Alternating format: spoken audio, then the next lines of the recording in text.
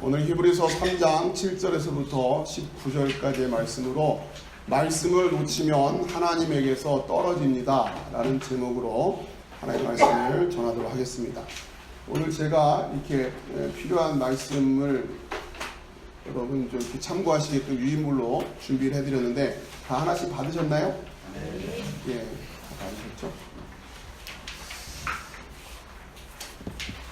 자, 오늘 말씀 히브리서 3장 7절, 8절 말씀을 한번 보겠는데요. 앞에 PPT 자료도 확인하시고 여러분 나눠드린 자료를 보시면서 거기다 또 메모도 하시면서 잘 들으시면 좋겠어요.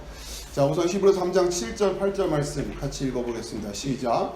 그러므로 성경이 이르신 바와 같이 오늘 너희가 그의 음성을 듣거든 광야에서 시험하던 날에 거역하던 것 같이 너희 마음을 완고하게 하지 말라. 아멘. 자, 그러므로 앞에서 우리가 계속 했던 이야기들을 논리적으로 연결하고 있습니다. 성령이 이르신 바와 같이 오늘 너희가 그의 음성을 듣거든 광야에서 시험하던 날에 거역하던 것 같이 너희 마음을 완고하게 하지 말라. 먼저 이 광야라고 하는 의미가 무엇이냐? 성경에서 말하고 있는 광야, 출애굽을 한 이들이 홍해를 건너서 처음 도달하는 곳이 광야죠. 자, 이 광야에서 하나님으로부터 율법을 받습니다. 언약입니다. 이 언약을 받고서는 이 말씀의 훈련의 공간이에요. 광야라고 하는 것이. 또 여러분 히브리어로도 광야 하면 미드바르 그런다고 그랬죠? 미드바르. 근데 그 미드바르라고 하는 단어 자체가 말씀이 있는 곳이라고 하는 그런 의미를 갖고 있단 말이에요. 광야라고 하는 의미 자체가 말씀이 있는 곳이라는 뜻이에요. 자, 그런데 이제 율법을 받고 언약을 받은 이들이 이제 삶이 둘로 나뉘죠. 순종하는 삶과 순종하지 않는 삶은 아니단 말이에요. 그래서 불순종한 이들은 결국 광야에서 죽어요. 그리고 그 순종한 이들, 그 말씀을 순종한 이들의 상징으로 여호수아와 갈렙이 가나안 땅으로 들어가게 된단 말이에요. 그러니까 이전 세대, 출애굽을 한 세대에선 둘만 살아남은 거죠. 이 의미가 둘이라고 하는 숫자가. 그리고는 나머지는 그 광야에서 태어나고 훈련받은 이들만 가나안 땅으로 건너간단 말이에요. 그러니까 이 광야에서 시험하던 날에라고 하는 것을 여러분이 단순히 물리적인 공간의 개념으로만 이해하시면 안 되고 성경이 말하는 이 광야라고 하는 단어가 상징하는 의미를 잘 이해하셔야 된다고 하는 거예요. 광야라고 하는 것은 끊임없이 하나님이 말씀으로 이들을 훈련시키고 연단시키셨던 말씀을 깨닫게 하셨던 그 공간이에요. 그 광야에서 시험하던, 그런데 이들이 어떻게 했다? 거역했단 말이에요. 그렇게 하지 말란 얘기죠. 어떻게 하거든? 음성을 듣거든.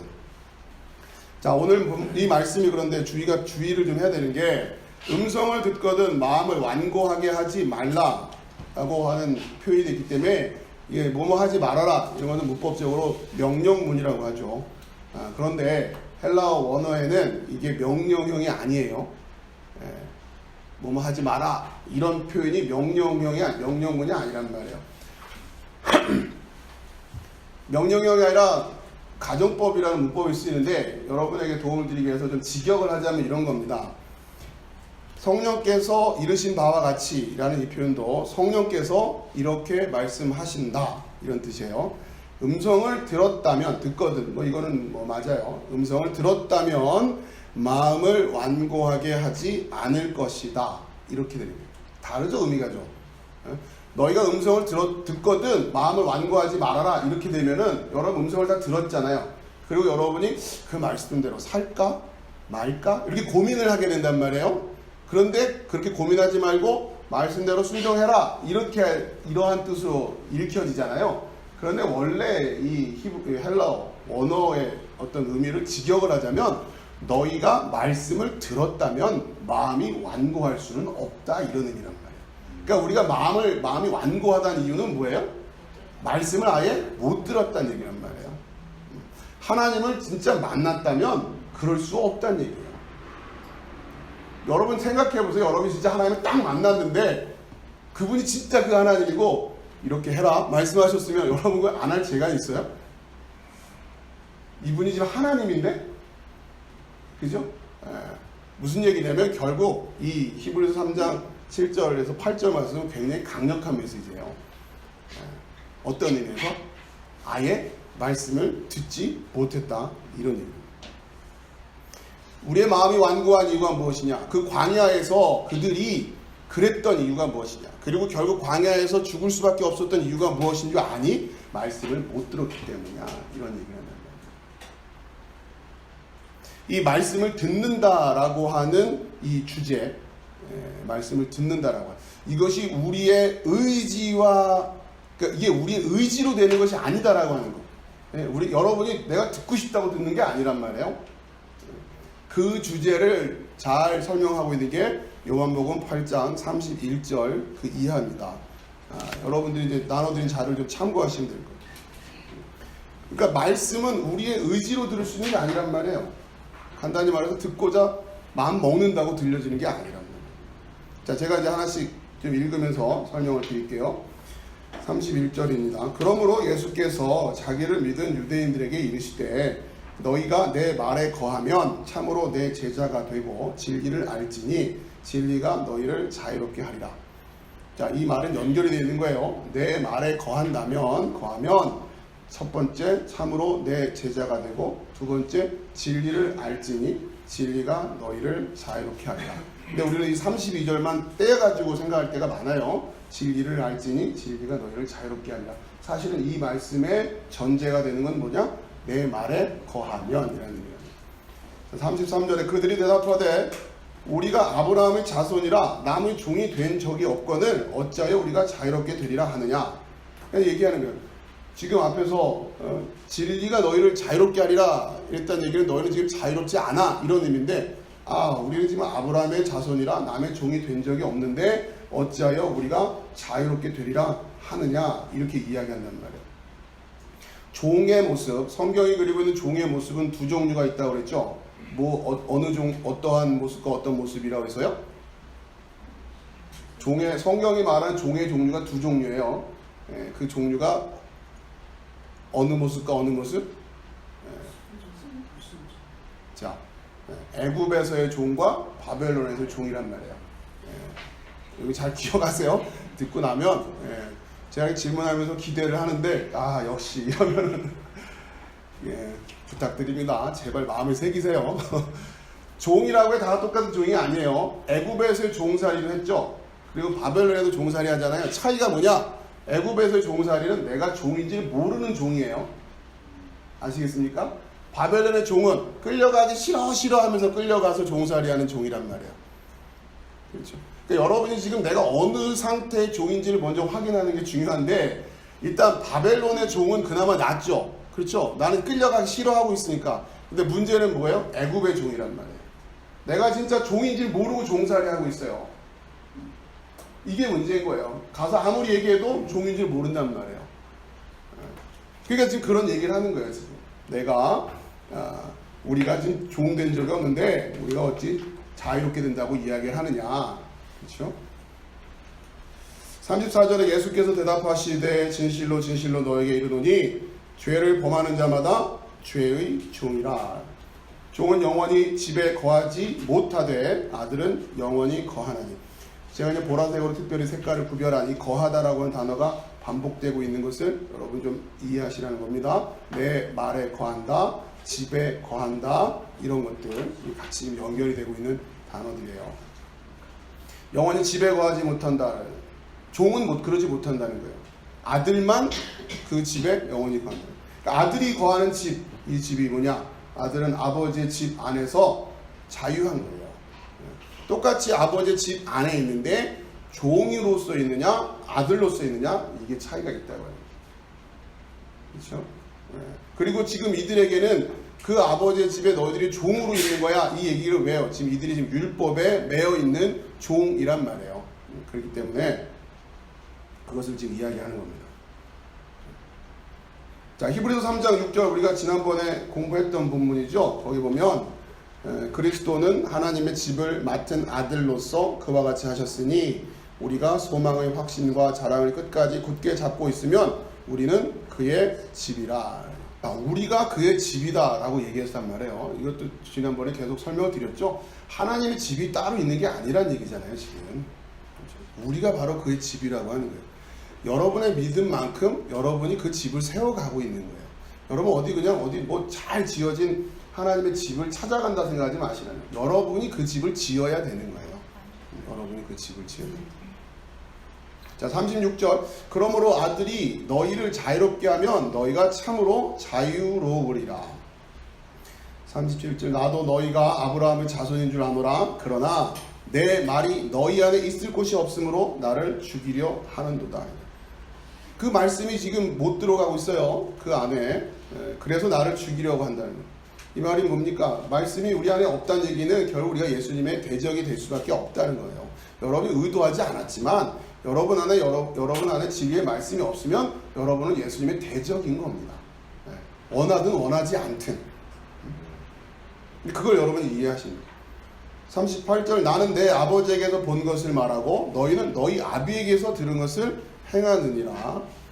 39절. 대답하여 이르되 우리 아버지는 아브라함이라 하니 예수께서 이르실 때 너희가 아브라함의 자손이면 아브라함이 행한 일을 할 것이거늘. 해서 아브라함의 자손이라고 이야기하는데 이들은 어떤 의미에서 이해하고 있는 거예요? 육적인 의미에서 그 족보를 따라왔을 때 나는 아브라함의 자손이다 이렇게 이야기하고 있는데 성경에서 말하는 그 자손의 개념은 그런 혈통적 개념이 아니라고 하는 것을 예수님이 어디서 얘기하시는 거잖아요. 믿음의 자손이어야지 그 아브라함의 자손이지 아브라함의 그 육적인 그 계보를 있다고 해서 자손이라고 하는 것은 아니다 이런 얘기를 하시는 거죠. 너희가 아브라함의 자손이라면 그 아브라함이 행한 것을 할 것이다. 아브라함이 행한 것이라고 하는 것은 아브라함이 믿음으로 의롭게 된 그 믿음을 의미하는 거란 말이죠. 아브라함이 어떤 율법을 지키고 막 이런 게 아니라 아브라함 율법 이전이잖아요. 그렇죠? 자, 그것을 너희들도 할 것인데 너희들이 지금 아브라함 자손이라고 하는데 지금 잘못 이야기해요. 그러니까 지금 서로 한참 어긋나고 있는 거예요. 지금. 그렇죠? 예수님이 말씀하신 것과 이들이 말하고 있는 게 지금 방향이 너무도 틀려도 그러니까 깨닫기가 참 어려운 거죠. 자, 40절. 지금 하나님께 들은 진리를 너에게 말한 사람인 나를 죽이려 하는도다. 아브라함은 이렇게 하지 아니하였다. 너희는 너희 아비가 행한 일을 하는도다. 대답하되 우리가 음란한 데서 나지 아니하였고 아버지는 한 분뿐이시니 곧 하나님이시로다. 그러니까 이들이 그렇게 얘기한단 말이에요. 우리 아버지는 하나님이야. 이렇게. 42절. 예수께서 이르시되 하나님이 너희 아버지였으면 너희가 나를 사랑하였으리니 이는 내가 하나님께로부터 나와서 왔습니다. 나는 스스로 온 것이 아니요 아버지께서 나를 보내신 것입니다. 41절과 42절을 보면 이들이 우리 아버지는 하나님이에요 라고 말한다고 해서 예수님이 그걸 인정하세요? 아니란 말이에요. 이걸 여러분 잘 아셔야 돼요. 여러분이 주여 한다고 해서 해결될 문제가 아니라는 겁니다. 하나님 아버지 한다고 해서 해결될 문제가 아니란 말이에요. 나는 천국 가고 믿지 않는 내 옆에 있는 누구는 천국 못 간다. 그 이유가 뭐냐? 나는 하나님 아버지라고 부르니까. 물론 하나님의 자녀가 되면 하나님을 아버지라고 부르죠. 그러나 하나님을 아버지라고 부른다고 해서 하나님의 자녀가 되는 건 아니기 때문에 지금 우리도 모르게 지금 예수님과 지금 말싸움을 하고 이들처럼 생각하고 있을 수도 있단 말이에요. 우리의 마음이 그럴 수 있단 말이에요. 우리 안에 그 말씀이 없을 수도 있단 말이에요. 그냥 입으로만 아버지 하고 있는 걸 수도 있다는 얘기예요. 하나님은 예수님 거기에 동의를 안 하시는 거죠.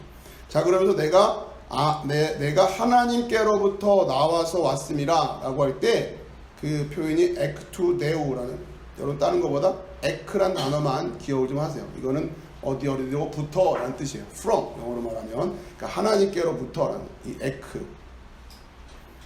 나는 스스로 온 것이 아니요 아버지께서 나를 보내신 것이다. 43절. 어찌하여 내 말을 깨닫지 못하느냐? 이는 내 말을 들을 줄을 알지 못하노로다. 이게 굉장히 우리한테는 심각한 문제인 겁니다. 들을 줄 알지 못한다라고 하는 표현도 이거를 우리에게 들을 능력이 없다, 너에게 들을 능력이 없다 이런 의미로 들려지지만 사실은 문법적으로 들여다보면 그 능력이 주어지지 않았기 때문이다라는 의미예요. 수동태란 말이에요. 우리말로는 정확하게 뉘앙스가 안 들어오죠. 그러니까 하나님의 말씀 못 듣는 이유가 뭐냐면 들을 수 있는 능력을 못 받았기 때문이라는 거예요. 내가 듣겠다고 결심한다고 될 문제가 아니라는 겁니다. 이게 우리한테는 아무튼 고민이래요. 자, 44절. 너희는 너희 아비 마귀에게서 났으니, 여기도 에크, 그죠? 에크2 해가 나오는데, 여러분 일단 오늘은 에크만 신경 쓰세요. 마귀에게로부터라는 거예요. 그 마귀에게서 났다라고 하는 것을 부연해서 설명하는 게 너희 아비의 욕심대로 너희도 행하고자 하느니라. 이게 중요한 거예요. 욕심이라는 단어가 에피드미아라는 단어인데 굉장히 중요한 의미를 가지고 있어요. 우리말로는 탐심으로 번역이 되는데, 그 아비의 욕심, 에피드미아, 탐심으로 너희가 행한단 말이에요. 이 에피드미아라는 단어는 우리가 바리새인들의 그 외식에 대해서 이야기할 때 우리가 계속 공부했던 내용이죠. 이 탐심이라고 하는 것은, 외식이라고 하는 것을 여러분 이해하셔야 되는데 못 들으시는 분도 계시기 때문에, 외식이라고 하는 것은 무엇이냐? 우리가 하나님의 의를 이루겠다고 나름대로 어떤 율법적인 이 룰을 만든단 말이에요. 이렇게 하고 이렇게 하고 이렇게 하고 이렇게 하는 것을 이렇게 한 걸로 하자라고 규정해요. 우리가 규정을 해요. 그걸 외식이라고 하는 거예요. 무슨 얘기냐면, 근데 어쩔 수가 없어요. 우리는 그런 한계 속에 있어요. 왜? 우리는 물리적인 육신의 한계를 가지고 있기 때문에. 자, 예수님께서 이런 겁니다. 우리 예배 시간이 11시부터 시작되죠. 그리고는 이제 다 끝날 때까지 예배 시간이란 말이에요. 그러면 그 시간 안에 여기 안 들어와 있으면 예배 안 드린 거죠. 어떻게 생각하세요? 여러분, 그 시간 안에 안 들어와 있으면 안 돼요. 목사님 입장에서 그런 말을 아무 때나 가 있으면 안 되잖아요. 자, 이거예요. 예, 우리는 어쩔 수 없이 시간적으로 규정을 할 수밖에 없어요. 일요일이라고 하는 요일을 정해서 시간적으로 이렇게 정해서 우리는 이렇게 예배를 드리자라고 정할 수밖에 없다고 하네. 그런데 이것은 어디까지나 외식이란 말이에요. 외식. 이걸로 우리의 예배가 되는 건 아니에요. 예배는 어디까지나 영과 진리로 드는 거죠. 그러나 그렇다고 해서 그럼 우리는 다 영과 진리로 예배 드립사 이제부터 이렇게 할 수는 없잖아요. 자, 그런데 중요한 것은 이 외식이라고 하는 게 뭐가 문제냐면, 문제는 이렇게 정해놓고 이 안에 들어온 자와 들어오지 못한 자들을 이들이 이렇게 가르더라는 거죠. 너는 예배 안 드렸어 라고 판단해버린단 말이에요. 왜? 11시부터 12시까지 안 들어왔으니까. 우리 교회 같으면 12시 훨씬 넘어지만 그 시간 안에 여기 없었잖아. 그러니까 예배 안 드린 거야. 이렇게 판단을 해버리더라는 거죠. 그리고는 그렇게 열심히 그 시간 안에 계속 와있던 사람의 입장에서는 나는 열심히 예배 드린 사람이 되는 거예요.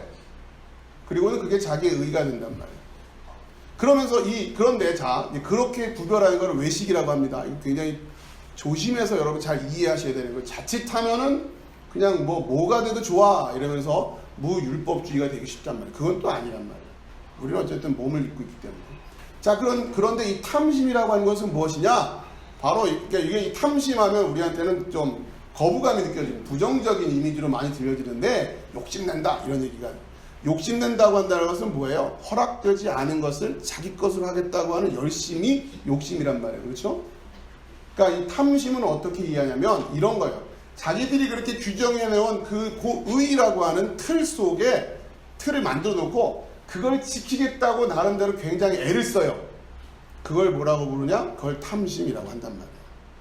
사도 바울이 내가 율법이 아니었으면 탐심을 깨닫지 못했다라고 하는 얘기가 그거예요. 사도 바울은 열심히 율법을 지키겠다고 했어요. 그 열심을 내려는 그 의도, 그걸 뭐라고 한다? 그걸 탐심이라고 한단 말이에요. 그리고는 자기가 그 의를 쌓는 거죠. 그리고는 그만큼 쌓지 못한 이들을 비난하는 거죠. 그게 바리새인들의 모습이었다. 나는 저 세리와 창녀들 같지가 않아요. 이런단 말이에요. 왜요?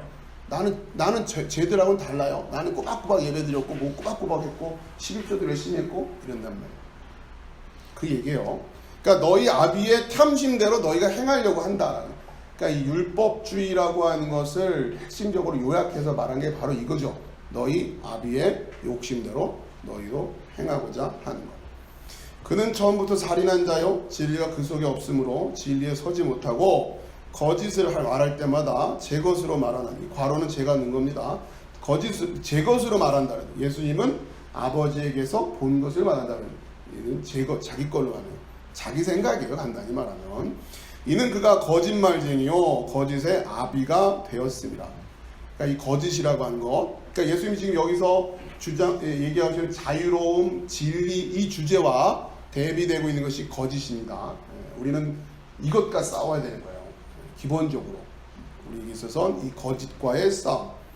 45절 내가 진리를 말함으로 너희가 나를 믿지 아니하는도다.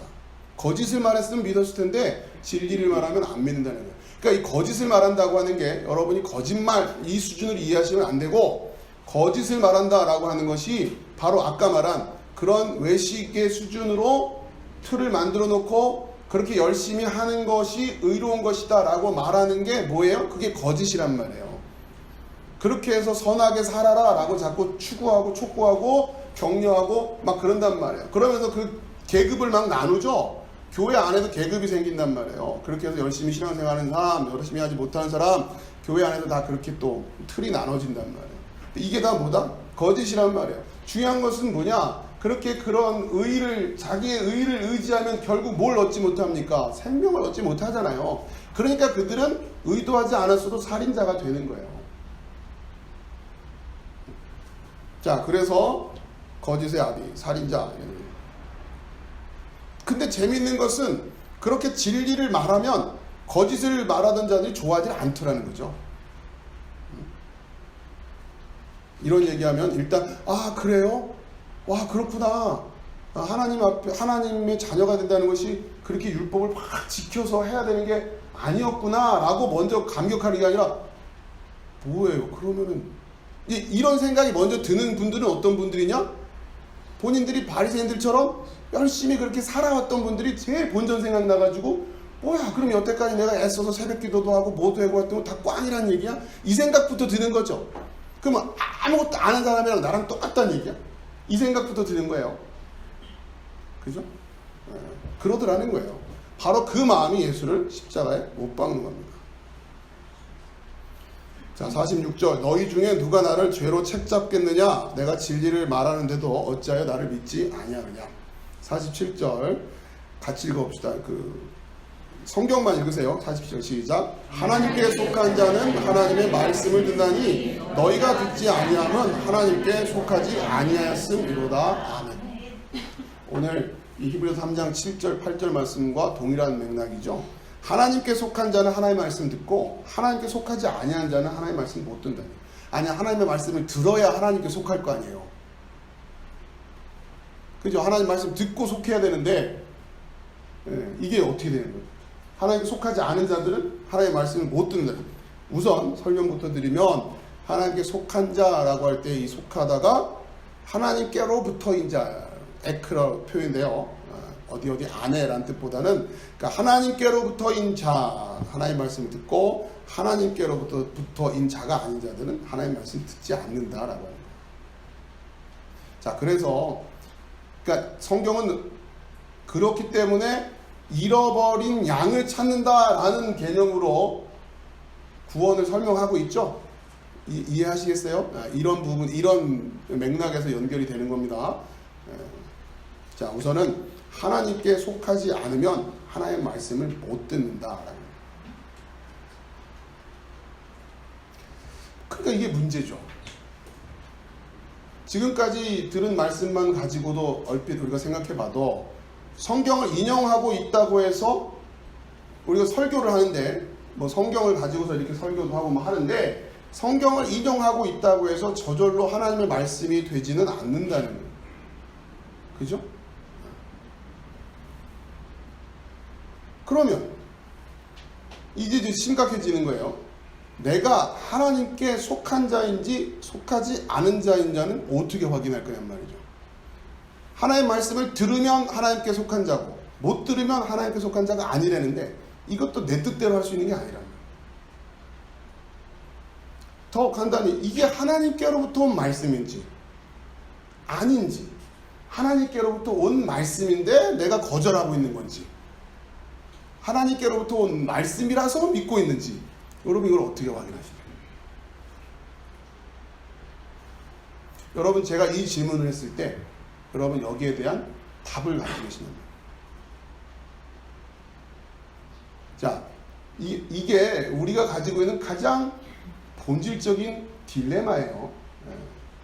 이게 생각보다 심각한 문제예요. 이게 그냥 우리는 그냥 덮어놓고, 자, 이제부터 말씀 들읍시다, 이제부터 성경 공부합시다 막 이러는데 그게 아니란 말이죠. 이거부터 점검을 안 하고는 안 된다는 말이에요. 요즘 들어서 우리 사회가 뭐예요? 가짜 뉴스라는 것 때문에 지금 몸살을 많이 앓고 있죠? 여러분 그거 어떻게 구별하죠? 이게 가짜 뉴스인지 아닌지를 어떻게, 예전에는 뉴스 그러면 그냥 다 믿을 만한 내용들이었는데 이제는 가짜 뉴스라는 게 있대요. 그러니 이거는, 그리고 서로 막 논쟁을 하는 사람들 보면은 서로가 서로를 가짜 뉴스 가지고 저렇게 미혹돼 있다 이런단 말이에요. 여러분 이게 우리한테는 심각한 문제예요. 실질적인 문제가 됐죠. 이 기자가 쓴 이 기사가 진짜인지를 여러분 어떻게 할 거냐는 말이에요. 똑같아요. 제가 여러분에게 설교하고 있는 이 설교가 진짜 하나님께로부터 온 말씀인데 혹은 아닌데 여러분 그걸 어떻게 확인할 거냐는 말이에요. 그러니까 여러분 이거부터 준비가 되어 있어야 된다. 1차적으로 그냥 여러분에게 좀 팁을 드리자면, 요즘은 워낙에 인터넷이고 무슨 방송이고 많은 설교들이 있기 때문에 여러분 그러니까 앞으로의 세대들은, 예전에는 정보화 시대라 가지고 막 인터넷은 정보를 찾아오는 게 능력이었는데 이제는 뭐가 필요하겠습니까? 가짜와 진짜를 구별하는 법을 가르쳐 주는 게 이 시대가 됐잖아요. 똑같아요. 마찬가지예요. 자, 그러면 아이들한테 무슨 얘기부터 해야 되는 거예요? 아니, 우리도 인터넷에는 가짜 정보도 있을 수 있다라고 하는 경각심을 계속 가르쳐 줘야지 우리에게 그 훈련이 가능하겠죠. 똑같단 말이에요. 자, 여러분이 이 설교를 들어도 되냐, 이 설교자를 신뢰해도 되냐, 뭘 가지고 할 거냔 말이에요. 뭘 가지고. 이게 굉장히 중요한 문제예요.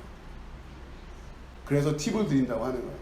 1차적으로 그 설교자가 이 미혹이라고 하는, 가짜라고 하는, 잘못된 메시지가 있을 수 있다고 하는 주제를 강조하지 않는다. 평상시에 늘 강조하지 않는다. 여러분 신뢰하지 마세요. 설교자가 설교자들을 비판한다는 건 굉장히 불편한 일이에요. 대본에 너만 잘났어? 이런 소리가 나오니까. 자, 그러나 성경은 끊임없이 이 주제를 가지고 있다고 하는 거, 끊임없이 거짓된 선지자들에 대한 경고의 메시지로 가득 차 있다고 하는 거, 이거를 성도들에게 이 부분을 먼저 강조하지 않으면 이 설교자는 문제가 있는 거예요. 그러면서 덩달아 본인에게도 그 화살은 그대로 해야죠. 여러분 제 설교도 여러분 마찬가지란 말이에요. 분별할 수 있어야 됩니다. 그러니까 이거를 평상시에 강조하냐 안 하냐, 그러니까 좋은 얘기 뭔가 이렇게 막 뭐 감동되고 이게 중요한 게 아니라, 우리는 이 시대가 지금 미혹될 수 있다, 설교라고 다 설교가 아니다라는 말을 늘상 강조하느냐 그 양반이. 여러분 이걸 확인하셔야 돼요. 어쩔 수가 없어요. 굉장히 소프트하고 굉장히 인격적인 메시지로 가득 차 있다. 조심하셔야 됩니다. 조심하셔야 돼요. 자, 그리고 더 중요한 건 뭡니까? 그리고 이 문제를 어떻게 성경적으로 지금 가르쳐 주고 있냐는, 이 문제의식이 있어야 돼요. 거짓이 있다라고 하는 거, 양의 털을 쓰고 늑대가 있다고 하는 걸 가르쳐야 되고, 두 번째는 그럼 어떻게, 어디서부터 출발할 것이냐. 지금 자꾸 설교 내용들이 자기 개발이라든가, 우리가 신앙생활을 어떻게 하면 잘할 수 있을까, 말씀을 가지고 읽으면서 여기서 어떤 하나님의 메시지가 있느냐, 어떤 적용점을 찾을까. 여러분 이게 중요한 게 아니라, 이건 나중 문제고, 일단 이게 지금 진짜 우리가 나누고 있는 이 이야기가 진짜 그 하나님 말씀 맞냐, 이거부터 점검하지 않으면 안 된다고 하는 겁니다.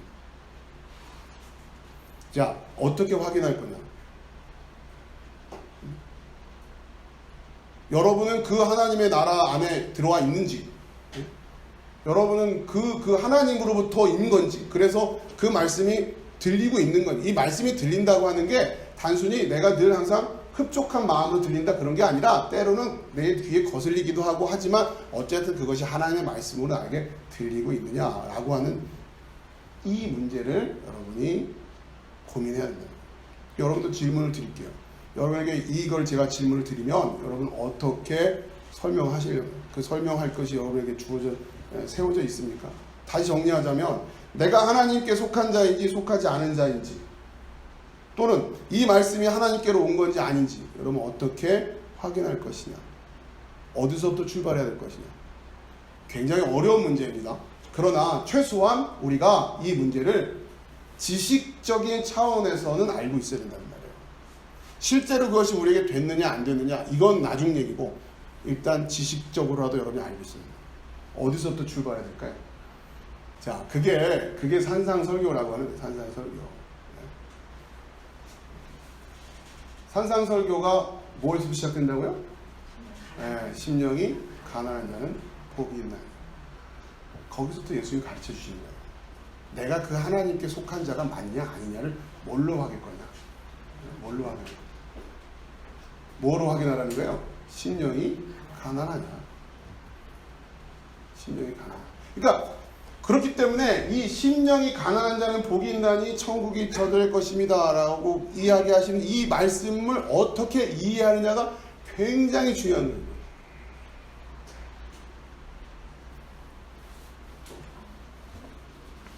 자, 마태복음 5장 3절이죠. 여러분 이걸 아셔야 되는 거예요. 여러분 우리의 믿음의 여정은 여기서부터 출발한다 이렇게 생각하시란 말이에요. 이게 점검이 안 되고는 그 다음부터는 아무런 의미가 없어요. 자, 심령이 가난하다라고 할 때에 이 심령이 가난한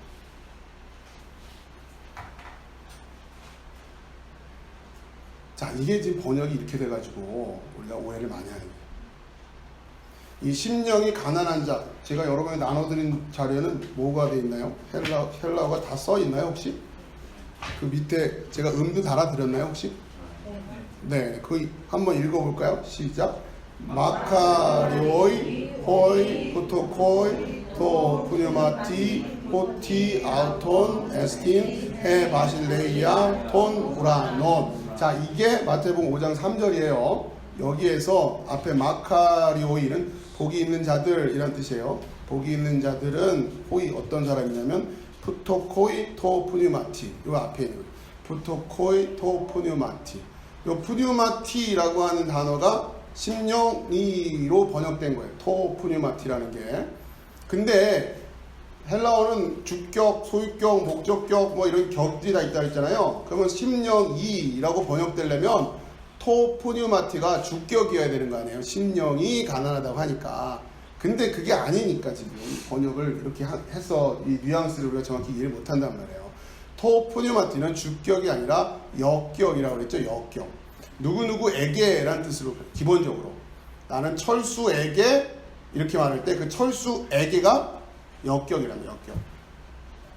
우리나라 말로는 명사 자체가 변하지 않고 뒤에 조사를 붙여서 말하지만 헬라어는 명사 자체가 변한다는 말이에요. 그러니까 토푸니마티는 이건 이제 심령, 그러니까 굳이 번역하면 심령에 가난한 자 이렇게 해야 되죠. 그렇죠? 심령에 가난한 자. 자, 이것을 제가 지난번에 우리가 성경 마태복음 할 때는 산상소개 할 때는 성령 안에서 가난함 이렇게 말씀을 드렸죠. 예. 근데 좀 더 정확하게 이제 해야 된단 말이에요. 성령 안에서. 그러니까 이 토푸니마티가 굉장히 중요한 거예요. 단순히 심령이 가난한 사람 이러면 마음이 가난한 사람 이런단 말이에요. 내 마음이 그냥 뭔가 좀 가난한 느낌에 있는 사람들. A형하고 B형이 있으면 누가 더 심령이 가난한 사람일 것 같아요? 그럼 B형은 심령이 덜 가난하죠, 그죠? 그러니까 이런 식으로 심령이 가난한 얘기가 아니라 천국 가면 뭐 다 A형만 있을 것 같죠? 그게 아니란 말이에요. 그런 식으로 느낀단 말이에요, 지금. A형하고 살아보세요, 심령이 가난한지. 자, 근데 그런 식의 심령이 가난하다는 게 아니라, 지난번에는 이렇게 설명드렸어요. 푸뉴마, 영이란 영. 성령 안에서의 가난함이라는. 성령 안에서의 가난함. 그러니까 이 역격이라고 하는 것이 어디 안에라고 하는 그런 의미를 또 가질 때, 그렇게 문법적인 기능을 가지고 있어요. 어디 안에. 그러니까 나는 대전에 간다 하면 대전에라고 하는 그 단어가 역격처럼 그렇죠. 근데 대전이라고 하는 게 그 대전이라고 하는 어떤 그 공간 안으로 들어가는 거잖아요. 그런 의미가 있단 말이에요. 용법이. 그렇기 때문에 토푸니마티라는 요 말, 영 안에라고. 거기에서 가난해짐을 말하는 거예요. 거기서 가난해짐.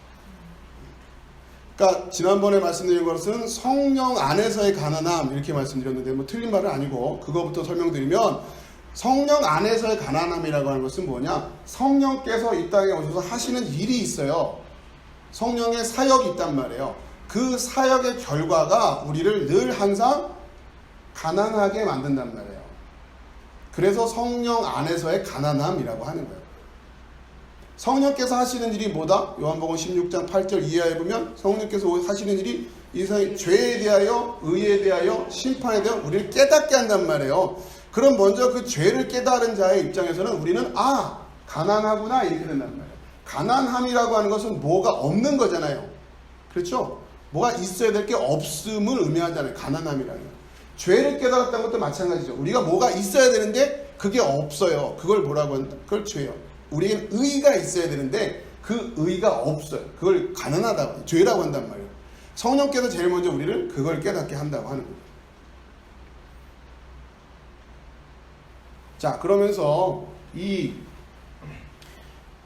푸뉴마티라고 한 이 말, 이게 여기서 이제 좀 더 엄밀하게 얘기하면 여기에는 성령 하면 거룩한이라고 하는 단어가 사실은 들어가거나 하는데 그냥 여기서는 포괄적으로 이렇게 이해한 거고 1차적으로 말이에요. 푸뉴마, 영 안에서의 가난함이에요. 근데 이게 왜 성령의 사역과 연결되냐면 여러분 나눠드린 자료 그걸 제가 했는지 모르겠네. 지금 중간에 지금 끼어들어간 게 있어서 좀 정리를 해서 말씀드릴게요. 우선 자, 그때 가서 말씀드리고 우선 이게 푸뉴마티 그 안에서의 가난함이라고 하는. 자, 그러면서 설명을 좀 드리고서 나중에 갈게요. 그 다음에 그 가난해진 자들 그 자체가 복이라고 하는 거죠. 가난해진 자들이 복이라고 하는 거예요. 왜요? 이제는 뭐가 필요한 거니까 가난함을 알았기 때문에 채우면 되는 거예요. 자, 애굽에 있었던 이들에게 있어서 첫 번째 복이 뭐냐? 아까 이야기를 얘기하면 그들이 뭐임을 깨닫는 거겠어요? 종됨을 깨닫는 거죠. 그렇죠? 그들에게 뭐가 없었던 거예요? 자유가 없은 거죠. 그렇죠? 그러니까 가난한 거예요. 자유가 없는 걸 종이라고 하고, 그러니까 이 가난함이라고 한 단어가 굉장히 여러 가지 의미를 갖는 겁니다.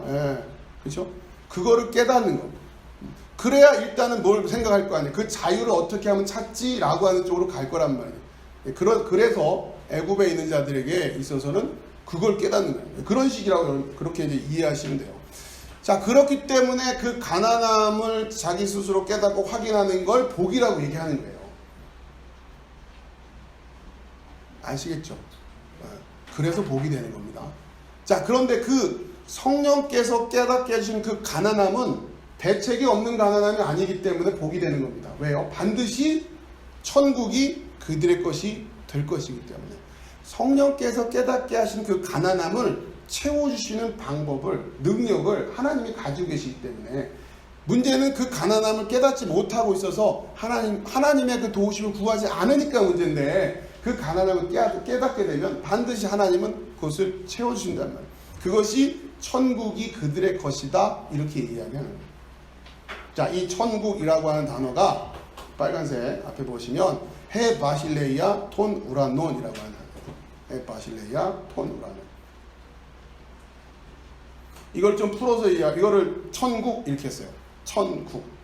그래서 헤바실레이아는 국에 해당되는 단어고 톤 우라논은 천에 해당되는 단어. 그러니까 천의 바실레이아. 우라논이 천입니다. 바실레이아가 국이고. 이 단어들의 의미를 여러분들이 하나씩 알아야 돼요.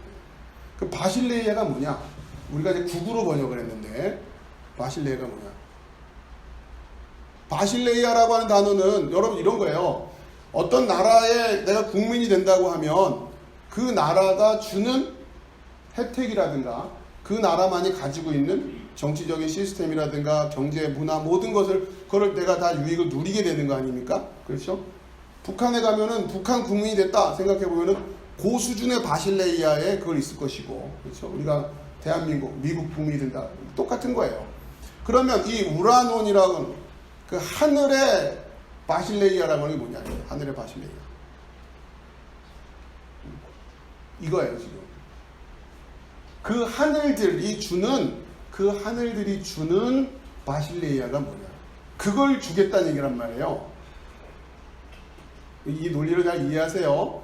심령이 가난한 자들에게는 그 가난함이 채워질 것인데 그것을 채워주는 게 천국이란 말이에요. 그 의미는 바실레이아에 들어가 있어요. 천국에서. 내가 굳이 미국 시민권자가 되려고 하는 이유가 있잖아요. 왜요? 미국이란 나라가 주는 바실레이아가 있단 말이에요. 그걸 누리고자 미국 시민권을 따는 것처럼 내가 천국의 그 바실레이아를 누리기 위해서 천국 시민이 되려고 하는 의미가 도대체 뭐냐, 그걸 알아야 됩니다. 그러면 자 보세요. 이 바실레이아로 말미암아 그 심령의 가난함이 어떻게 해결될 것이냐, 그것이 마가복음 10장 45절 같이 읽어봅시다. 시작. 인자가 온 것은 섬김을 받으려 함이 아니라 도리어 섬기려 하고 자기 목숨을 많은 사람의 대속물로 주려 함이니라. 예수님께서 오신 이유는 섬김을 받으려 함이 아니라 도리어 섬기려 하고 자기 목숨을 많은 사람의 대속물로 주려 함이라. 섬기려 해요. 그러니까 그 바실레이아에 우리가 들어가는 이유는 무엇 때문이냐면 바로 이것 때문인 거예요. 이 섬김을 받으려고, 예수님으로부터 그 섬김을 받으려고 들어가는 거란 말이에요. 자, 그러면 심령이 가난해졌어. 성령으로 말미암아 심령이 가난했어요. 그럼 여러분에게 있어서 여러분은 왜 가난하십니까? 라고 물어보면 여러분 뭐가 없어서 가난합니다 라고 말하시렵니까? 말씀이 없어서. 그러니까 여러분 이거를 여러분 답이 있어야 되는 거예요. 여러분 도대체 뭐가 없어서 가난하냐고요. 그리고 중요한 것은 그 여러분이 없다고 하는 그거를 예수님이 섬기겠다고 하는데, 예수님이 주시겠다고 한 그것하고 여러분이 없다고 생각하는 그것하고가 같아져야 여러분이 지금 그 섬김을 받을 수 있게 되는 거란 말이에요. 집에 쌀이 없는데 옷가게 가서 쌀 달라고 하면 안 되잖아요. 예수님이 준비한 거 이거 있는데 여러분이 뭐가 없어서 예수님의 그 섬김을 받으려고 하냐. 여러분 이걸 정확하게 답을 하고 있을 수 있어야 된다는 거죠. 뭐겠습니까? 물론 말씀 이렇게 말해도 틀린 말은 아니에요. 그러나 보다 더 근원적인 뭘까요? 여러분 뭐가 없어서 가난한 걸까요? 생각해 보셨어요? 응? 뭐가 없는 거예요? 신입사님 뭐가 없어서 가난해? 다 없어서 가난해. 네. 여러분 이 말씀을 잘 대답해야 돼요. 잘 대답해야 돼요. 이게 우리의 믿음이 되는 거예요. 다 없는 건 맞는데 틀린 말이에요. 그렇게 대답하면 안 돼요. 예수님이 다 주신다고 하는 게 그렇게 한 게 아니에요. 지금 어떤 의미에서 말씀하시는지 알겠지만 여러분 이 부분에 정확하게 이거요 라고 대답을 할 수 있어야 돼요. 이게 여러분의 믿음의 출발이에요. 왜? 이게 마태복음 5장 3절 산상설교의 시작 이거부터니까. 그 가난함이에요. 여러분 그러니까 이걸 알아야 되는 거예요. 이걸 모르고 시장생활을 하니까 지금 엉뚱한 방향으로 가고 있는 거란 말이에요. 여러분 뭐가 없어서 가난하냐고요. 여러 가지 많이 우리가 배웠잖아요. 그죠? 의라고도 나오고 뭐도 나오고 말씀도 나오고 뭐 일단 뭐 돈 이런 거는 안 나와요. 돈 이런 거는 왠지 고상하지 않은 것 같아가지고 마음속으로는 돈이 없는데요. 이런 말 하고 싶은데 돈도 없죠. 돈도 없어서 가난하지만 제가 무슨 말씀을 드리냐면 그 성령 안에서 성령께서 하신 그 가난한 거냐. 본질적으로. 물론 여러분 다 맞는 말씀 하셨어요. 자, 그랬을 때 여러분 45절을 잘 들여다보세요. 여기 답이 있는 거예요. 뭘 주러 오신 거예요? 뭘 주러? 생명. 아, 박수 오시더니 아까 들렸는데 다음에 바뀌더라고. 여러분, 자, 우리 교회가 서 있는 이유가 이겁니다. 느낌으로 신앙생활하지 마시고 지식으로 생활하시지. 뭐 다른 말씀도 맞고 모두 틀렸다는 얘기가 아니에요. 그러나 정확한 지식을 가지고 신앙생활을 세워나가야 되는 거예요. 그래서 우리 교회가 있는 거예요. 이구동성으로 이 대목에서 여러분 뭐라고 대답해야 됩니까? 우린 뭐가 없는 겁니까? 그러니까 애굽에 있다고 하는 게 뭐냐? 종살이 됐다는 게 뭐냐? 거기서 그들이 없는 게 뭐냐? 뭐 자유도 맞고 뭐도 맞아요. 다 맞는데 이 대목에 와서는 뭐라고 대답을 해야 되는 거예요? 우리에게는 생명. 그렇잖아요. 그게 문제 아니에요? 그 영원한 생명, 영생. 우리에게 바로 그게 없다. 그거 깨닫는 게 내가 죄인이구나 라고 깨달은 거는 그러니까 내가 심판 가운데 있는 거고 그러니까 내가 생명이 없는 거 아니에요. 그렇죠? 이걸 여러분이 알아야 돼요. 그럼 결국 예수님께서 우리에게 주시겠다고 하는 게 뭐예요? 생명이죠, 생명. 물론 돈이 없다고 생각하는 그 가난함은 뭐 펀드 매니저를 만나세요. 좋은 펀드 매니저를 만나시고 좋은 뭐 부동산 업자를 만나시면 그 가난함은 채워질 수 있어요. 그런데 생명은 누구한테 채워질 거냐는 말이에요. 이 생명 요거예요. 요거 영생이라고 하는 이 가난, 그게 나에게 없구나라고 해서 그러니까 성령께서 우리에게 깨닫게 하시는 게 바로 그거란 말이죠. 나에게 그게 있나? 물론 여러분들은 이제 그 믿음의 여정을 가고 계시니까, 그러나 점검해보자는 거예요. 여러분의 출발을 그렇게 했냔 말이에요. 그 생명을 내가 붙잡겠다고 출발한 여정이 맞냐라고 하는 거예요. 예수님이 인자가 온 것은 섬김을 받으려 함이 아니라, 당연하죠. 섬김을 받는다라는 것은 누가 나한테 부족한 걸 채워준다는 얘기인데, 예수님한테 누가 섬긴다 아니란 말이에요 지금. 그죠? 오히려 섬기려 한단 말이에요. 그 섬김은 그 섬김을 통해서 뭘 주겠다는 얘기예요? 생명을 주겠다는 얘기예요. 생명. 그런데 우리 교회 안에서 이 섬긴다라고 하는 용어가 어떻게 쓰여집니까? 이렇게 물 떠다 놓고 뭐하고 뭐 막 청소하고 막 여기서 말하는 그 섬김이 아니에요. 예수님이 오셔서 그렇게 참 마음씨 좋은 그런 분처럼 참 굳은 일도 마다않고 막 이렇게 하면서 참 성격 좋은 분으로 우리를 섬겨주셨어. 여러분 이런 이미지를 이해하시면 안 된단 말이에요. 여러분 예수님은 이거예요. 이것 때문에 오셨다. 우리는 무엇 때문에 가난한가? 무엇이 없는가? 여러분 그걸 정확히 아셔야죠. 그리고 여러분이 그거를, 그러니까 천국이 저희 것이며 라고 할 때는 그 하늘들의 바실레이아, 여러분이 그 천국의 시민권을 따는 순간 여러분에게는 뭐가 마음껏 주어지는 거예요? 생명의 섬김이 주어지는 거란 말이에요. 예전에 막 공산주의 사회 국가 이런 데 있다가 미국으로 망명 가는 사람들이 뭐 때문에 가는 거예요?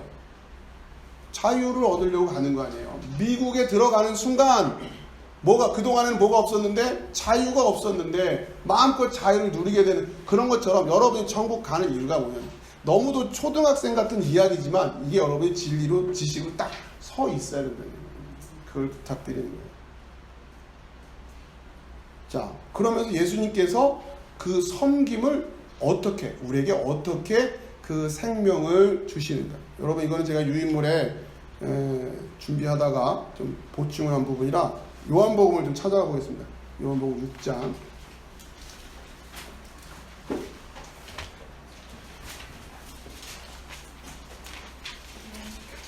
네, 감사합니다.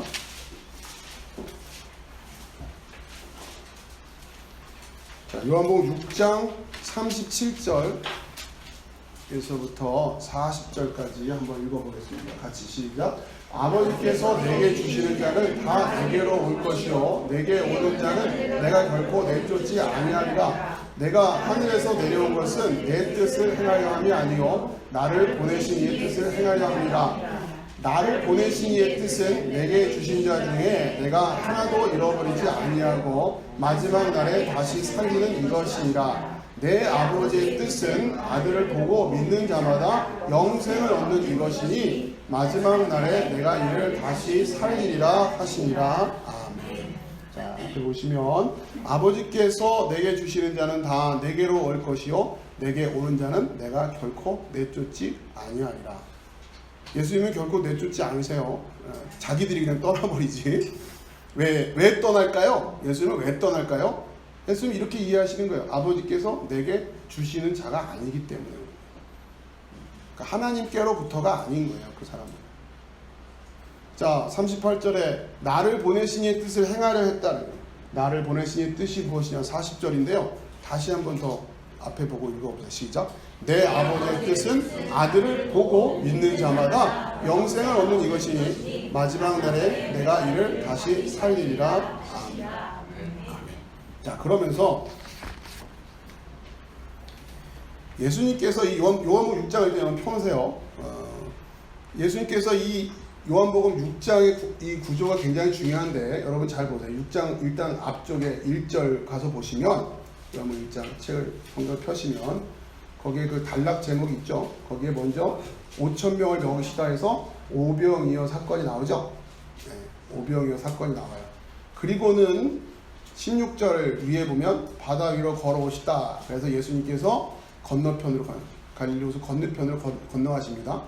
자, 그러면서 22절에 생명의 떡이라는 주제를 가지고 지금 단락이 진행되는데 특별히 26절을 한번 보세요. 그 예수님이 바다 건너편에 가신 것을 알고 무리들이 지금 쫓아왔어요. 그리고서는 26절에 예수께서 대답하여 이르시되 내가 진실로 진실로 너에게 이르노니 너희가 나를 찾는 것은 표적을 본 까닭이 아니요 떡을 먹고 배부른 까닭이로다. 이게 이상한 말이에요. 왜냐하면 표적을 본 까닭이 아니요 라는 의미는 그 앞에 오병이어 기적을 못 봤다 이런 의미로 이역되는데 이들이 오병이어 기적을 못 봤으면 일로 오겠어요? 아니에요. 봤단 말이에요. 그렇죠?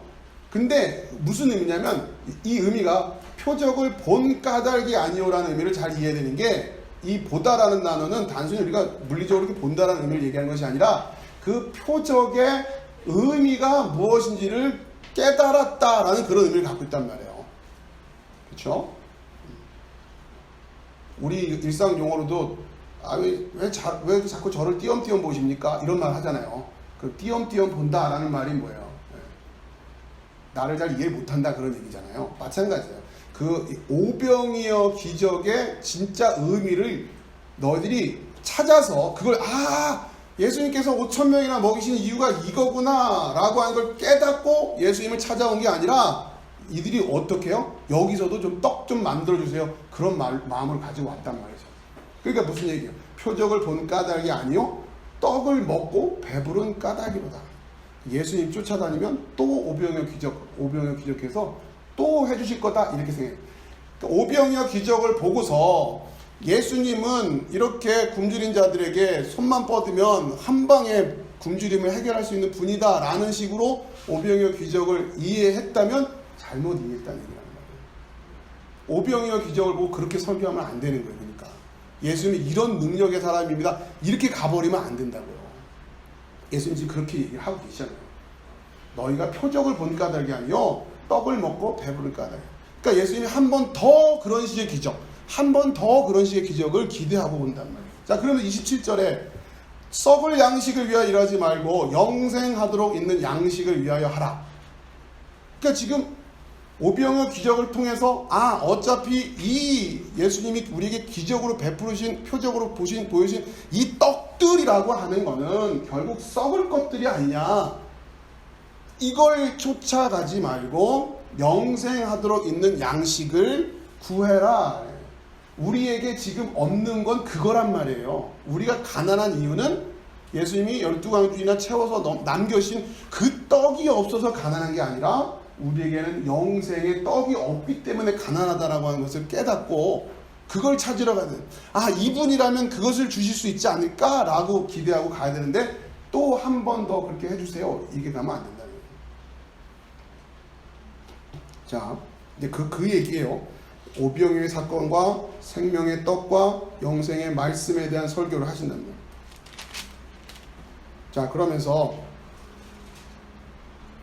6장 지금 펴고 계시죠?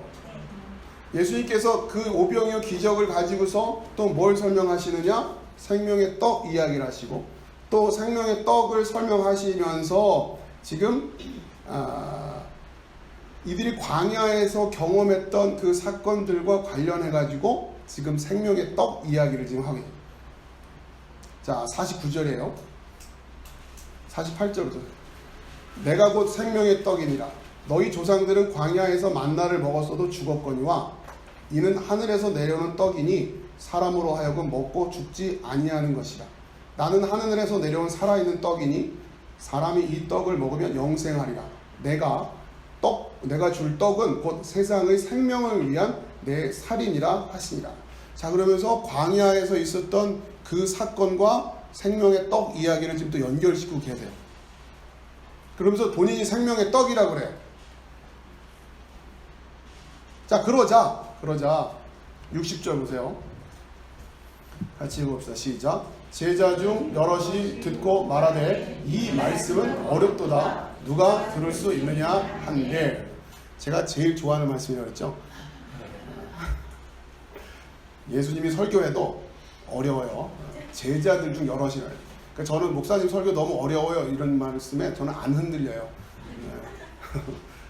목사님 진리가 아닌 것 같아요 이러면 저는 깜짝 놀래도, 목사님 설교 어려워요 그럼 또 60절이 또 제자들 중 여럿이 듣고 말하되 이 말씀은 어렵도다. 누가 들을 수 있느냐. 아우, 저 정도 말씀 들으려면 대학도 나와야 되고 히브리어도 알아야 되고 헬라어도 알아야 되고 누가 들을 수 있겠느냐. 저는 관심이 없어요. 어렵고 쉽고는 저의 관심이 아니에요. 물론 최대한 쉽게 해드리려고 자료도 뽑아서 나눠드리고 하는 거니까 여러분 그 정도는 제가 배려를 하더라도 내용 자체가 어렵다 쉽다는 여러분 그런 기준으로 말씀을 드리려고 하면 안 됩니다. 자, 그러면서 지금 예수께서 61절에 제자들이 이 말씀에 대해 수근거린 줄 아시고 이르시되 이 말이 너에게 걸림이 되느냐. 그러니까 생명의 떡 이야기 하시면서 이번에는 60절 이하의 단락의 제목이 뭐야? 이제 말씀으로 가네. 말씀. 그렇죠?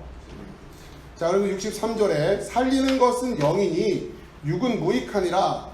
내가 너에게 이른 말은 영이요 생명이라. 여기에요. 앞에 보시면 자, 지금 이 흐름을 잘 이해하셔야 됩니다. 자, 마태복음 5장 3절에서는 우리의 가난함에 대한 이야기예요. 우리가 뭐가 없다고 해서 뭐가 없어서 가난한 거예요? 생명이 없어서 가난한 거예요. 그럼 여러분 그 생명을 어떻게 얻을 거냐? 그거 주려고 예수님이 오셨어요. 그렇죠? 뭐로? 그 생명의 떡으로 오셨단 말이에요. 그러면서 막 살 얘기하고 막 그러신단 말이에요. 그러자 제자들도 이거 어렵다. 이게 무슨 말이야? 이런단 말이에요. 자, 그러면서 그 어렵다라고 하는 사람은 그 다음부터 잘 안 들어요. 문제는. 그리고 나서 얘기가 되는 거죠.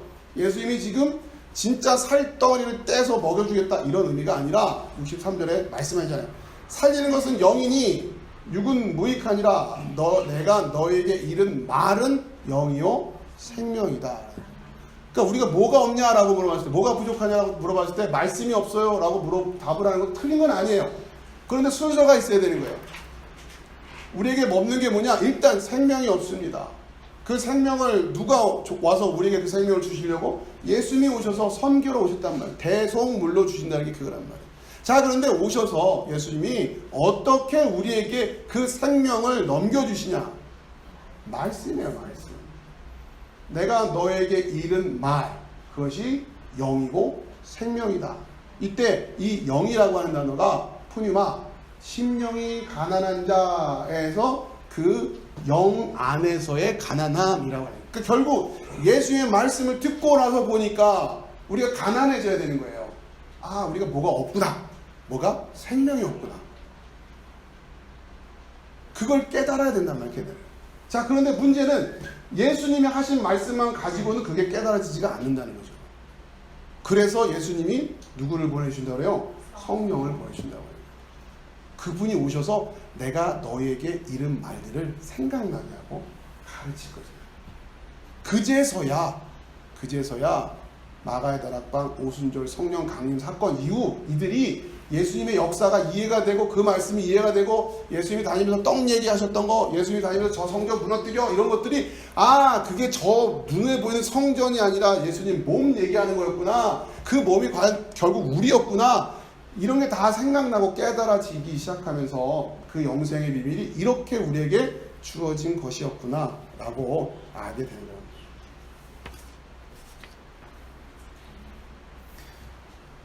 자, 요한복음에서 말하는 이 광야의 사건들, 그것은 이 생명의 떡에 대한 이스라엘 백성들을 깨닫게 하려는 하나님의 구원의 경륜이었다고 하는 거예요. 광야 속에서 이걸 하는 거예요. 광야라고 하는 거예요. 광야에서. 그거 깨닫는 거예요. 계속 하나님과 그 훈련을 통해서. 생명의 떡을 그 광야의 훈련 속에서 깨달아야 할 이들의 열조가 어떻게 했냐면, 이들의 열조가 어땠냐? 그게 히브리서 3장 9절 10절이죠. 같이 읽읍시다. 시작. 거기서 너희 열조가 나를 시험하여 증언하고 40년 동안 나의 행사를 보았느니라. 그러므로 내가 이 세대에게 노하여 이르기를 그들이 항상 마음이 미혹되어 내 길을 알지 못하는도다 하였고. 아멘. 자, 광야라고 하는 그 훈련의 공간에서 바로 이 하나님의 생명의 떡, 이걸 깨달아야 되는데 그러지 못했다고 하는 거예요. 그래서 이 40년 동안이나, 그러나 10절에 내가 이 세대에게 노하여 이르기를 그들이 항상 마음이 미혹되어 내 길을 알지 못했다. 결국 어떻게 된 거예요? 이 세대가 그래서 다 죽는. 너희 열조가 라고 할 때 열조가 파테레스에서 아버지들이 아니에요. 아까 우리가 요한복음에서 봤듯이 너희 아비는 막이다. 그 생명의 떡을 깨달아야 되는 그 광야, 거기서 이들이 지금 그걸 실패한 거예요. 그래서 이게 지금 아버지와 아들의 이야기로 되죠. 아버지 아들, 그렇죠? 너희 아버지 이렇게 표현한단 말이에요. 그러니까 지금 아버지와 성경이 말하는 아버지와 아들이 뭐냐? 그러니까 이 아들이라고 하는 것은 아버지로부터 그 씨를 전해받은 자라는 의미예요. 그러니까 아버지가 엄마를 통해서 아들을 낳죠. 이 그림으로 그린단 말이에요. 그리고는 그 아들은 그 아버지의 씨를 가지고 있는 자라고 하는 의미예요. 근데 그 아들들이 가지고 있는 씨가 광야에서 내 시험에도 불구하고 끝내 이렇게 실패한 그 씨를 가지고 있는 이런 문제가 생긴다고 하는 거예요. 그래서 성경이 지금 이 구조를 그리고 있는데, 요한계시록 12장 이하에 보면 여인이 아들을 낳으려고 굉장히 애를 쓰는 장면이 나와요. 근데 그것을 마귀가 공격을 한단 말이에요. 그리고는 해산하고 도망가고 여인이. 그러니까 이런 이미지가 지금 뭘 의미하고 있는 거냐면 바로 이거예요. 그 생명의 말씀을 씨로 갖고 있는 그 아들이 나와야 된단 말이에요. 그리고 그러면 그 아버지로부터 그 말씀을 씨로 품은 그 여인, 그 어머니라고 우리가 이렇게 상징적으로 이해하는 그 어머니는 뭘 의미하는 거냐? 그게 교회란 말이에요. 교회. 이 교회가 그 말씀을 품고 그 말씀을 가지고 있는 아들을 낳아야 되는데, 문제는 음녀의 자식을 낳겠죠. 이 교회가 순수한 그 그리스도의 신부냐, 그 아내냐, 그래도 진짜 그 생명의 씨앗을 품은 아들들이 나오고 있느냐, 아니면 여전히 그 음녀의 자녀들만 낳고 있느냐.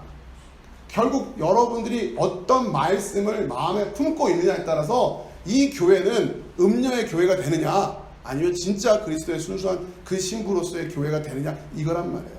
근데 말씀에 대해서 너무 민감하지가 않은 거죠. 그러면 안 된다. 그 구조를 잘 이해하시는. 자, 그러면서 지금 40년 동안이라고 하는 이 표현도 잘 이해하세요. 40년. 이거는 4 곱하기 10이에요. 성경은 상징수들을 많이 씁니다.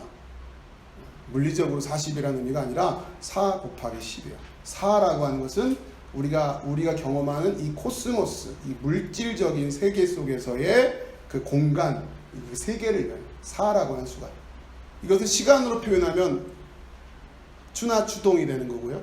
공간으로 표현하면 동서남북. 그래서 항상 4라고 하는 것은 우리가 가지고 있는 그러니까 물리적인 시간들이면 물리적인 이 시간, 세대.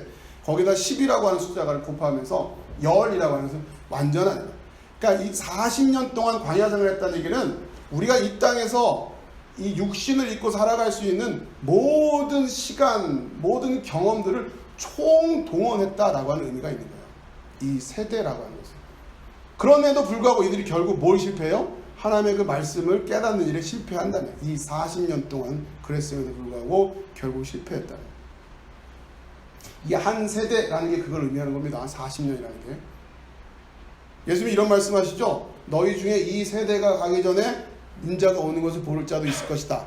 그렇죠? 그걸 시간적으로 이해하면 안 돼요. 무슨 얘기냐면 광야의 이 세대들은 40년 동안을 하나님께서 투자했는데도 실패했어요.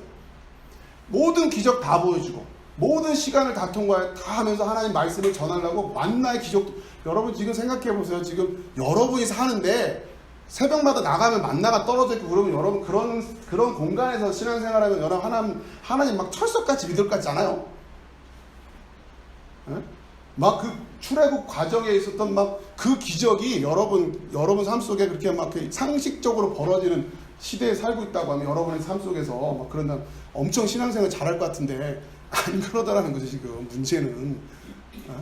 그러니까 40이라고 하는 게 그거란 말이에요. 그런데 이 세대가 가기 전에 인자가 오는 것을 볼 자도 있다고 하는 것을 무엇이냐면 그렇게 안 하고도 금방 깨닫는 사람이 있다는 얘기예요.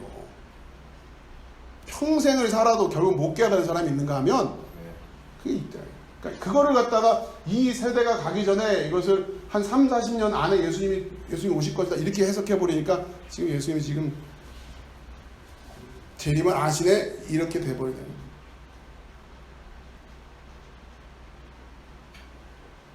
애굽에서 나왔는데 그리고 40년이라고 하는 그 하나님의 기회의 시간들을 다 사용하고도 끝내 가나안 땅에 들어가지 못하는 인생처럼 안타까운 인생은 없는 거죠. 여러분은 그 40년이 다 차기 전에 인자가 오는 것을 보시는 축복이 있기를 바랍니다. 누가복음 16장 19절에서 31절 이하에 보면 한 부자가 이거는 여러분 없죠? 누가복음 16장 19절 30절 있나요? 있으니까 됐네요. 자 19절에 한 부자가 있어 자색옷과 고운 베옷을 입고 날마다 호락게 즐기더라. 20절 그런데 나사로라 이름하는 한 거지가 헌데투성이로 그의 대문 앞에 벌어진 채. 이거예요. 성경이 말하는 부자, 성경이 말하는 거지, 가난한 자, 돈 없고 헐벗고 이런 차원의 얘기가 아니라 바로 내가 그 부족한 것이 있다고 한 그 가난함을 깨닫지 못하고 있는 자들을 성경은 부자라고 하는 거예요. 그것을 깨달은 자들을 가난한 자라고 한단 말이에요. 소위 사회복음이라고 하는 소위 이렇게 좀 좌파적인 성격을 가지고 있는 사람들은 가난한 자들을 돕고 이렇게 해야 된다고 하는데 여러분 그런 성경을 너무 모르는 거예요. 그들은 가난한 자가 아니에요. 그러니까 통장 잔고가 없다고 가난한 자라고 생각하면 큰일 납니다. 누구보다도 마음은 부자일 수가 있는 거예요. 그러니까 내가 뭐가 없냐라고 하는 것, 내가 지금 뭐가 부족하냐라고 하는 것을 물어봤을 때 그것이 나는 지금 뭐가 없어요 라고 대답하는 그걸로 그 사람의 가난함을 규정하는 거예요. 나에게 돈이 없어요 이러면은 성경이 말하는 이 가난한 자 아니고 예수님은 그들을 섬기러 오신 게 아니라고요. 근데 이게 자꾸 자기들의 의로 쌓이잖아요. 내가 응? 하도 요즘 시세가 어수라니까 저까지 보태지는 않을게요. 자 그러면서 28절 핵심적인 것만 내 형제 다섯이 있으니 그들에게 증언하게 하여 그들로 이 고통받는 곳에 오지 않겠소. 다섯이라는 숫자는 성경에서 항상 뭐라고요? 모세오경. 율법적인 설명 가지고는 그러니까 지금 이 율법을 내가 잘못 이해했습니다 그런 의미예요. 그래서 지금 내가 여기 왔네요. 그들에게 증언하게 하여 그들로 이 고통받게 곳에 오지 않겠소. 근데 율법 가지고는 안 된단 말이에요. 그러자 29절에 아브라함이 그들에게 모세와 선지자들이 있으니 그들에게 들을지라. 결국 이 모세오경의 본질적인 메시지를 설명하던 이들이 선지자들이었단 말이에요. 하나님이 원하는 건 그게 아니었어. 계속해서 가르치는데도 안 되죠. 자 그러면서 30절에 이르되 그렇지 아니하니이다. 아버지 아브라함이여 만일 죽은 자에게서 그들에게 가는 자가 있으면 회개하리라. 그러자 31절에 이르되 모세와 선지자들이 듣지 아니하면 비록 죽은 자 가운데서 살아난 자가 있을지라도 권함을 받지 아니하리라 하였다 하시니라. 천국에서 다시 살아와서 간증하면은 다 갈 것 같지만 아니라는 거예요. 아니라는 거예요. 왜요? 여러분 염려하지 마십시오. 남은 게 많은데 언제 끝나실까? 저도 상식적인 선에서 끝냅니다. 오늘 여기까지만 해야 될 것 같아요. 여러분 너무 마음이 조급해지는 것 같아서. 자, 오늘의 주제와 계속 연결하면 그렇게 간다고 해서 해결이 되냐? 아니란 말이에요. 왜요? 신명기 29장 4절 읽어봅시다. 시작. 그러나 깨닫는 마음과 보는 눈과 듣는 귀는 오늘까지 여호와께서 너에게 주지 아니하셨느니라. 아멘. 하나님이 이걸 안 주시면 안 된다고 하는 거예요. 그렇기 때문에 저는 물론 여러분에게 가능한 말씀을 조리 있게 이해할 수 있게끔 전하려고 애는 쓰지만, 그러나 제가 할 수 있는 선이 어디까지라고 하는 것은 저는 잘 알아요. 그래서 알아듣지 못하는 분들 때문에 막 조급해하지는 않아요. 왜요? 깨닫는 마음과 보는 눈과 듣는 귀를 하나님이 주시지 않으면 이건 안 되는 거예요. 가방끈으로 해결되는 게 아니더라고요. 제가 사역하면서 경험해 보니까 이 말씀이 가방끈 길다고 해서 뭐 그런다고 해서 쉽게 받아들여지는 건 아니에요. 이 마음이 없으면 안 돼요. 자, 열왕기사 3장 9절이 뭐냐면 이게 바로 솔로몬이 기도한 내용이에요. 누가 주의 이 많은 백성을 재판할 수 있사오리까? 듣는 마음을 종에게 주사 주의 백성을 재판하여 선악을 분별하게 하옵소서. 이거예요, 이거. 나에게 과연 그 마음이 있는가? 그 듣는 마음이 나에게 있는가? 그래서 결국 나에게 내가 지금 뭐가 없구나, 나에게 없는 것이 뭐구나 라고 하는 그것을 깨달아야 돼요. 자, 그것을 뭘로 붙들고 가느냐? 거기서부터 믿음의 여정이 출발이 시작되는 것이고 거기서 길이 갈리는 거란 말이에요. 지금이라도 회개하고 다시 거기서 출발하면 이게 되지만 계속해서 나는 이게 없어요 저게 없어요 하면서 내 마음을 그렇게 가지고 가면 그걸 뭐라고 하면 그걸 마음이 완고한 거고, 그러다 보면 자꾸 미혹되게 되고 말씀을 놓치게 된다는 얘기예요. 오늘 설교의 제목이죠. 말씀을 놓치면 안 됩니다. 왜요? 말씀을 놓치면 하나님에게서 떨어지기 때문에. 자, 오늘 마무리 안 된 부분은 다음 시간에 이어서 할 테니까요. 여러분 자료를 잘 챙겨서 앞으로 제가 이렇게 설교 자료를 이렇게 좀 말씀이라도 좀 나눠서 드릴 테니까 여러분 듣기가 훨씬 더 수고하실 것 같은데 잘 쫓아오시기 바라겠습니다. 자, 기도하겠습니다.